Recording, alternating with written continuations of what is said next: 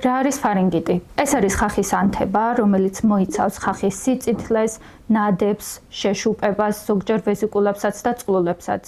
ფარინგიტი ძირითადად გამოწვეულია ინფექციებით, როგორიც არის ვირუსები ან ბაქტერიები, თუმცა შეიძლება დაკავშირებული იყოს გარემო ფაქტორებთანაც, როგორიც არის თამბაქოს კვამლი, ჰაერის დაბინძურება, ალერგენები, ასევე ცხელსაკვებთან კონტაქტი. ჩვენი მთავარი მიზანია გავარჩიოთ მნიშვნელოვანი პოტენციურად სერიოზული გამომწვევები, ისეთი გამომწვევებისგან, რომლებიც არ საჭიროებენ სპეციფიურ მკურნალობას. რა არის ფარინგიტის ეტიოლოგიური ფაქტორები? აჯგუფის სტრეპტოკოკი არის ყველაზე მნიშვნელოვანი ბაქტერიული გამომწვევი, თუმცა ვირუსები არიან ყველაზე ხშირი გამომწვევები. ეს არის ორგანიზმების ჩამონათვალი, როგორც ვირუსული, ასევე ბაქტერიული, რომლებიც ყველაზე ხშირად არიან მწვავე ფარინგიტთან ასოცირებული.